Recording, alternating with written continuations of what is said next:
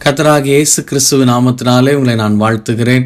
இந்த நிகழ்ச்சியின் மூலமாக உங்களை சந்திப்பதிலே நான் மிகுந்த மகிழ்ச்சி அடைகிறேன். இந்த நாளிலும் நான் உங்களோடு கூட பகிர்ந்து கொள்ளும்படியான தேவனுடைய வார்த்தை யோவான் 15ஆம் அதிகாரம் 7ஆம் வசனத்திலே சொல்லப்பட்டிருக்கிறது.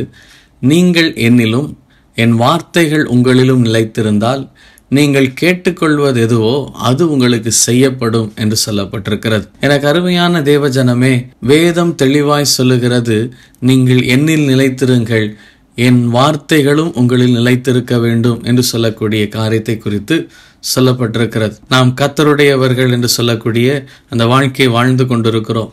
ஆனால் கர்த்தருடைய வார்த்தையானது நமக்குள்ளாய் நிலைத்திருக்கிறதா? உங்களிடத்துல இந்த வாரம் உங்கள் சபையில் உங்கள் போதகர் என்ன பிரசங்கம் பண்ணினார் அப்படின்னு சொல்லி கேட்ட உடனே பெரும்பாலான மக்களிடத்துல யாருக்கும் ஞாபகமே இருக்காது. அன்றைக்கு அங்கே கேட்கக்கூடிய காரியத்தை அன்றைக்கே மறந்துவிடக்கூடிய நிலைகள் தான் இருக்கிறது.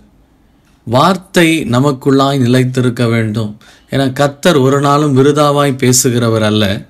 தேவன் நம்முடைய வாழ்க்கையை ஆசீர்வதிக்கும்படியாய், நம்முடைய வாழ்க்கையில ஒரு மாற்றத்தை உண்டு பண்ணும்படியாய், தேவன் விரும்பக்கூடிய ஒரு வாழ்க்கையாய் நம்முடைய வாழ்க்கையை உருவாக்கும்படியாய் நம்மோடு பேசுகிறவராய் இருக்கிறார்.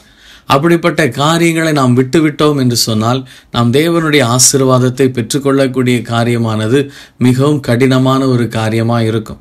எனவே நம்முடைய வாழ்க்கையில நாம் எப்படி கர்த்தருக்குள்ளாய் நிலைத்திருக்கிறோமோ அதுபோல அவருடைய வார்த்தையிலும் நிலைத்திருக்கக்கூடிய ஒரு ஜனமாய், அவருடைய வார்த்தையை நம்முடைய இருதயத்துக்குள்ளாய் வைத்திருக்கக்கூடிய ஒரு ஜனமாய் நாம் காணப்படும் போது நிச்சயமாய் நாம் வேண்டிக் கொள்ளக்கூடிய எதுவாய் இருந்தாலும் அதை கர்த்தர் நமக்கு செய்து கொடுக்க உண்மையுள்ளவராய் இருக்கிறார்.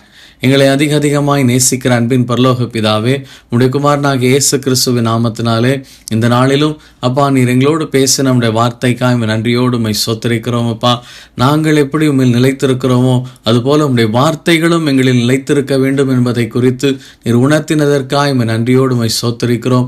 எங்கள் வாழ்க்கையிலே இனியும் உம்முடைய வார்த்தைகளை நாங்கள் விட்டு விடாதபடி, உம்முடைய வார்த்தையில பலன் கொள்ள, அந்த வார்த்தைகளை தியானிக்க, அந்த வார்த்தையின்படி நாங்கள் நடக்க எங்கள் ஒவ்வொருவருக்கும் கிருபை செய்து நீர் அதிசயங்களை காணப்பண்ணும்.